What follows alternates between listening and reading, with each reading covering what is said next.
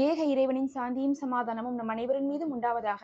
எல்லா புகழும் இறைவன் ஒருவனுக்கே. நம்ம தினமும் ஒரு இபாதத் வாத்து வருகிறோம். இன்னைக்கு அதுல பாத்தீங்கன்னா நபி ஸல்லல்லாஹு அலைஹி வஸல்லம் அவர்களையே ஆச்சரியப்படுத்திய ஒரு வார்த்தையை தான் பார்க்க போறோம். ரொம்ப சிறப்புக்குரிய வார்த்தை. நபி அவர்கள் தொழுகையிலேயே ஓதிய வார்த்தைன்னு சொல்லலாம். தொழுகும் போதே பாத்தீங்கன்னா இதை ஓதுவாங்கன்னா எந்த அளவுக்கு இது சிறப்பானதா இருக்கும். நமக்கு தொழுகையில எதெல்லாம் சொல்லித்தரப்பட்டிருக்கோ அது இல்லாத ஒரு வார்த்தை. அப்ப இல்லாத ஒரு வார்த்தையை அதிக நன்மைக்காக அவங்க ஆட் பண்ணி ஓதிருக்காங்க. நிறைய விஷயங்கள் நபி ஸல்லல்லாஹு அலைஹி வஸல்லம் அவர்கள் ஓதிருக்காங்க. சில விஷயங்கள் தொடர்ச்சியா ஓதிருப்பாங்க. சில விஷயங்கள் ரொம்ப முக்கியமா இருக்கும். அது நமக்கு சொல்லி தந்திருப்பாங்க. அது இல்லாம இதுக்கு பாத்தீங்கன்னா நிறைய சஹீஹான ஆதாரம் இருக்கு. நபியர்கள் சொல்லியிருக்காங்க. அதுலயும் இதை ஓதினால் என்ன ஆகும்னா வானவர்கள் போட்டி போடுவாங்களாமா அந்த நன்மையை எடுத்து செல்வதற்காக. யோசிச்சுக்கோங்க, நீங்க துவா செய்றீங்க, அந்த துவாக்கள் கபுலாகிறது இல்ல. நாம ஒரு துவா கேட்டா அந்த துவா வானத்துக்கு போகணும். வானத்துக்கு போனதான் நமக்கு அந்த துவா கபுல் ஆகும். நம்மளுடைய துவா வானத்துக்கு போகணும்னா நம்மளுடைய தொழுகை சரியா இருக்கணும், அமல்கள் சரியா இருக்கணும், அதுல ஸலவாத் இருக்கணும், அல்லாஹ்வை புகழ்ந்திருக்கணும், பாவ மன்னிப்பு கேட்டிருக்கணும், நிறைய விஷயங்கள் செஞ்சிருக்கணும். ஆனா எத்தனையோ குறைகளை விட்டுறோம். ஆனா இந்த ஒரு துவாவை ஓதுனாவே, இல்ல இந்த ஒரு திக்ரை ஓதுனாவே, இதை துவான்னு கூட நம்ம சொல்லக்கூடாது. இது அல்லாஹ்வை புகழக்கூடிய ஒரு திக்ரு தான். இந்த திக்ரை நீங்க ஓதுனாவே போதும். அந்த திக்ரு வானத்துக்கு உயர்த்துவதற்காக மலக்குகள் போட்டி போடும்போது இந்த திக்ரோடு சேர்ந்து நம்ம கேட்கக்கூடிய துவாவும் சேர்ந்து போயிடும். அப்போ உங்களுடைய துவாக்கு முன்னாடி இந்த திக்ரை நீங்க ஓதிக்கோங்க. நபி அவர்கள் தொழுகையிலே ஓதிருக்காங்க. நீங்க தொழுகையிலேயும் ஓதலாம். தொழுகை முடித்ததுக்கு அப்புறம் இதை ஓதிக்கலாம். இதை எப்போ ஓதிருக்காங்கன்னு பாத்தீங்கன்னா, ருக்கு முடிச்சுட்டு சமியல்லாஹு லிமன் அமீதஹுன்னு எந்திரிப்போம்ல, எந்திரிச்சதுக்கு அப்புறம் அங்கிருந்து நம்ம சஜ்தா போவோம்ல, அதுக்கு முன்னாடி இதை ஓதிருக்காங்க. சுப்ஹானல்லாஹ். இதை ஓதி நம்மளுடைய அமல்களும் வானத்துக்கு உயர்வதற்காக நாம துவா செய்து கொள்ளணும். நம்மளுடைய கஷ்டங்கள், துன்பங்கள், துயரங்கள்னு சொல்லி இதையெல்லாம் இருக்கோ அது அனைத்தையும் நீங்க முறையிடுங்க. இதை கொண்டு பாத்தீங்கன்னா அந்த நன்மையின் பறக்கத்தால நமக்கு கபுலாகும். இதனுடைய அர்த்தம் என்னன்னு பாத்துக்கணும். ஏன் இது அந்த அளவுக்கு சிறப்பு, ஏன் மலக்குமார்கள் போட்டிடுறாங்கன்னு பார்த்தா, இது அல்லாஹ்வை புகழ்வதிலே சிறந்த புகழாக இருக்குது. இதனுடைய இது பாருங்க அர்த்தங்களை. அல்ஹம்துலில்லாஹில்லதி ஹம்தன் கசீரன் த்வய்யிபன் முபாரக்கன் ஃபீஹி அப்படின்னா அல்லாஹ்விற்கே எல்லா புகழும் உண்டானது. அதுலயும் பார்த்தா அதிகமான நறுமணம் பொருந்திய பரக்கத் நிறைந்த அனைத்து புகழும் அல்லாஹ்விற்கே உரியதுன்னு நம்ம சொல்றோம். பரக்கத் பொருந்திய இல்ல தூய்மையான அனைத்து புகழுமே அல்லாஹ்விற்கே நம்ம உரியதுன்னு சொல்றோம். அப்ப அல்லாஹ்வை புகழ்வதை அல்லாஹ் நேசிக்கிறான். அவனை புகழ்வது நமக்கு வேலை.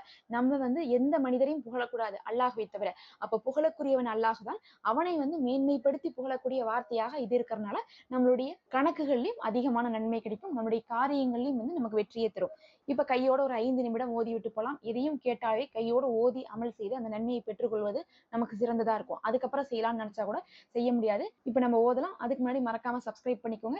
எண்ணிக்கை முக்கியமானது கிடையாது. அதனாலதான் நம்ம பாத்தீங்கன்னா ஒரு 5 நிமிஷம் அப்படிங்கிற மாதிரி ஓதிக்கிறோம். எப்பயுமே ஒரு திக்ரு துவாலாம் ஒரு 5 நிமிஷம் ஓதுங்க. ஒரு 5 நிமிஷம் செய்யறதுல யாருக்குமே பாத்தீங்கன்னா ரொம்ப சிரமமாக இருக்காது. மத்தபடி இது ஒளி இல்லாதவங்க, தொழுகை இல்லாதவங்க கூட ஓதக்கூடியதுதான். எந்த நேரமும் கூட நீங்க ஓதிக்கலாம். أعوذ بالله من الشيطان الرجيم بسم الله الرحمن الرحيم الحمد لله حمدا كثيرا طيبا مباركا فيه الحمد لله حمدا كثيرا طيبا مباركا فيه الحمد لله حمدا كثيرا طيبا مباركا فيه الحمد لله حمدا كثيرا طيبا مباركا فيه الحمد لله حمدا كثيرا طيبا مباركا فيه الحمد لله حمدا كثيرا طيبا مباركا فيه الحمد لله حمدا كثيرا طيبا مباركا فيه الحمد لله حمدا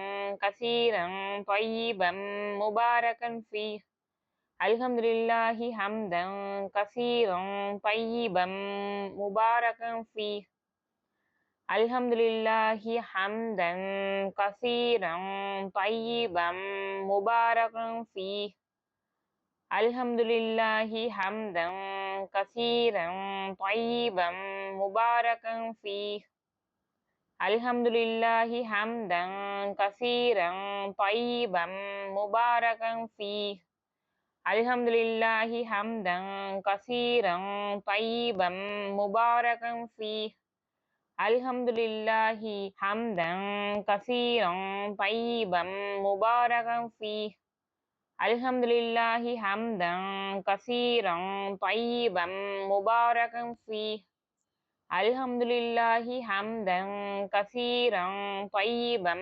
mubarakan fih. Alhamdulillahi hamdan kasiran tayyiban mubarakan fih. Alhamdulillahi hamdan kasiran tayyiban mubarakan fih.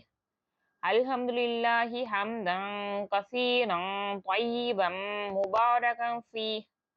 Alhamdulillahi hamdan kasiran tayyiban mubarakan fih. Alhamdulillahi hamdan kasiran tayyiban mubarakan fih.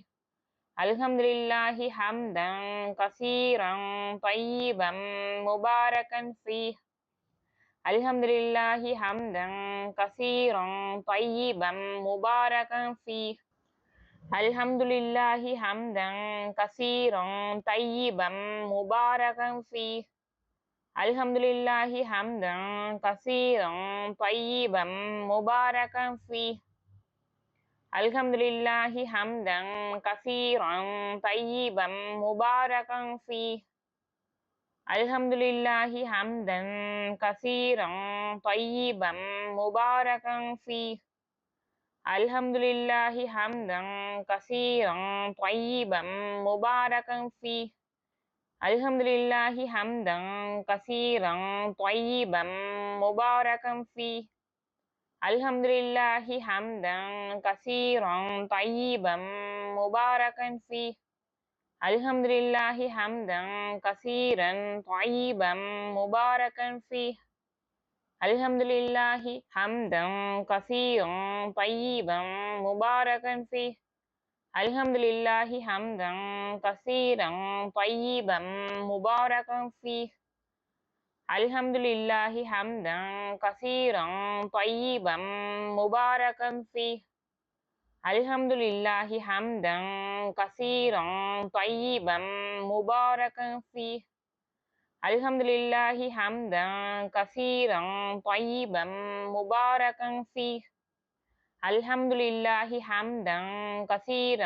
tayyiban mubarakan fih. Alhamdulillahi hamdan kasiran tayyiban mubarakan fih. Alhamdulillahi hamdan kasiran tayyiban mubarakan fih. Alhamdulillahi hamdan kasiran tayyiban mubarakan fih. Alhamdulillahi hamdan kasiran tayyiban mubarakan fih. Alhamdulillahi hamdan kasiran tayyiban mubarakan fih. Alhamdulillahi hamdan kasiran tayyiban mubarakan fih. Alhamdulillahi hamdan kasiran tayyiban mubarakan fih. Alhamdulillahi hamdan kasiran tayyiban mubarakan fih. Alhamdulillahi hamdan kasiran tayyiban mubarakan fih. Alhamdulillahi hamdan kasiran tayyiban mubarakan fih. Alhamdulillahi hamdan kasiran tayyiban mubarakan fih. Alhamdulillahi hamdan kasiran tayyiban mubarakan fih. Alhamdulillahi hamdan kasiran tayyiban mubarakan fih. Alhamdulillahi hamdan kasiran tayyiban mubarakan fih. Alhamdulillahi hamdan kasiran tayyiban mubarakan fih. Alhamdulillahi hamdan kasiran tayyiban mubarakan fih. Alhamdulillahi hamdan kasiran tayyiban mubarakan fih. Alhamdulillahi hamdan kasiran tayyiban mubarakan fih. Alhamdulillahi hamdan kasiran tayyiban mubarakan fih. Alhamdulillahi hamdan kasiran tayyiban mubarakan fih. Alhamdulillahi hamdan kasiran tayyiban mubarakan fih. Alhamdulillahi hamdan kasiran tayyiban mubarakan fih. அல்ஹம்துலில்லாஹி ஹம்தன் கஸீரன் طيبًا முபாரகன் ஃபிஹ். அல்ஹம்துலில்லாஹி ஹம்தன் கஸீரன்